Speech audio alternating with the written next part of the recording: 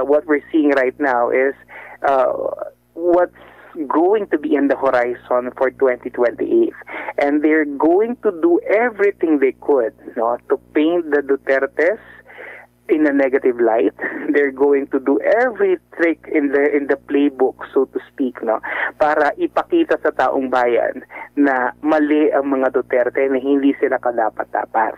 And like I said, everything that they're doing right now is heavily focused on how to weaken the Duterte base, no? Because they know that VP Sara is very formidable by 2028, no? Actually, kahit ngayon pa lang, if the elections were to happen right now, I'm very sure that she will win.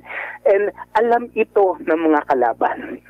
Kaya lahat gagawin nila para ipakita sa publiko na hindi karapat-dapat ang mga Duterte. Lumabas po sa media ngayon itong hiling na travel clearance ni Congressman Pulong Duterte. Nabanggit doon yung mga lugar kung saan siya pupunta. Ang pinagtataka ko, hindi naman lahat naman yata ng mga kongresista, mga mambabatas, mga politiko, kahit nga nasa executive branch, umaalis ng bansa during Christmas season, panahon ng Pero bakit sa kanya lang yung nailathala na i-publish kaya Prof? Kasi parang ang tingin ko rito kasi kung titingnan mo, isa kang ordinaryong ang haba-haba naman ng bakasyon mo. Oh, meron pang dito, Hong Kong, China. Talagang maka-China ito, pupunta siguro ito doon. Ang dami ng mga espekulasyon, pero bukod tanging siya lang ang meron po, which is nagpapaalam naman siya. Pero bakit siya lang yung na-i-release? Hindi po ba yan parang unfair po, Doc? Ang tingin mo? Well, in the first place, no, there is what we call, and it's guaranteed in the Constitution, the freedom to travel and abode, no. And I think ito naman isang karapatan din naman ng isang elected official, no. And yun nga, ginagawa naman niya yung tinatawag nating ministerial duties niya, no, as a lawmaker, na nagpapaalam siya ng maayos. It's just that, alam niyo naman, the Duterte family is being held under a magnifying glass, I would say, na lahat ng kibot, lahat ng gagawin nila, lahat ng sasabihin nila is always going to be heavily scrutinized by the opposition.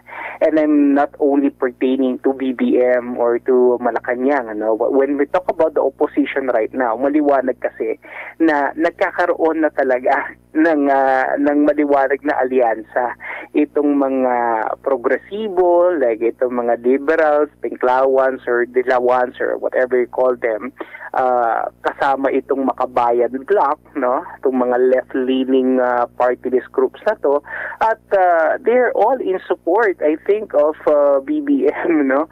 And sa lahat ng aksyon na ginagawa ng gobyerno, they would rather support BBM rather than to have the vice president, no? Because they know that their agenda, their political future will be very much in peril if ever the VP will assume the presidency in the case that Bongbong Marcos will resign. Pero setting aside, the idea of resignation, which I don't think BBM will do, hindi magre-resign yan. Okay? Pero what we're seeing right now is what's going to be in the horizon for 2028, and they're going to do everything they could, to paint the Dutertes in a negative light. They're going to do every trick in the playbook, so to speak, para ipakita sa taong bayan na mali ang mga Duterte, na hindi sila kadapat-dapat. Kaya nga itong mga actions ito, kagaya nito, I'm very sure, ang daming mga, tama po kayo, ang daming mga politiko ang humihingi rin ng travel clearance. Pero it's only Congressman Pulong Duterte which is being singled out, and because he is a Duterte, and like I said, everything that they're doing right now is heavily focused on how to weaken the Duterte base, no? Because they know that VP Sara is very formidable by 2028, no? Actually, kahit ngayon pa lang, if the elections were to happen right now, I'm very sure that she will win. And alam ito ng mga kalaban. Kaya lahat gagawin nila para ipakita sa publiko na hindi karapat-dapat ang mga Duterte. Kahit hindi na si VP Sara, no? Kahit yung mismong pamilya. So, I think these things are very, sabihin na natin apparent, very obvious, no? Pero siguro in the pursuit of truth and parity and equality, I think siguro kung merong ganitong ginawa kay Congressman Pulong, I think it's but right na gawin din natin sa iba, no, na humihingi rin ng mga ganitong travel approvals, lalong-lalo na yung mga kaaliado nila, di ba? Oo nga po, no? Kasi ang dami na si Congressman Zaldico nga, di nila natin alam na nasa ibang bansa na pala nung una, late na natin kung hindi pa sinabi na nagpaalam na nandoon sa Amerika dahil nagkasakit, di natin alam, wala tayong ganito eh. Ito hinihiling pa lang pala. Wala pa yung approval. Nagtataka tayo bakit ganyan, no? Pero Prof, siguro bilang panghuli na lang sa mga ganap ngayon, merong nabanggit si Vice President Sara Duterte na magiging pinalungkot ng korupsyon ang ating Merry Christmas. Yeah, I really totally agree with that, no. Actually, ramdaman naman natin siya ngayon, no.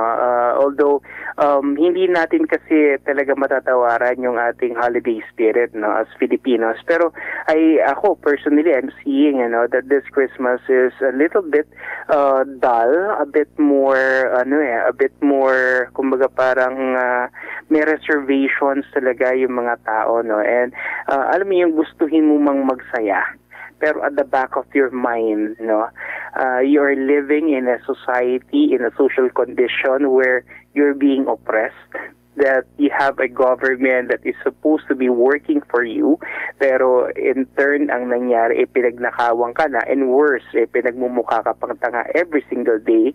Remember the 500 peso Noche Buena and all these things that they're saying.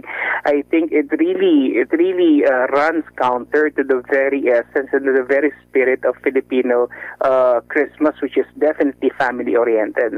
So, yun, parang ang hirap kasing magsaya fully, knowing that there is this very big, problem that the country actually has in its back, and it seems that the government is really, not very serious in making this corruption a very important reform agenda on its part. So, doon talaga, yun yung medyo binabalikat natin ngayon. And syempre, ang hirap talagang magsaya kung alam natin na mas malaki pa at mas marami pa sana tayong natatamasang serbisyo kung hindi tayo pinagnakawan.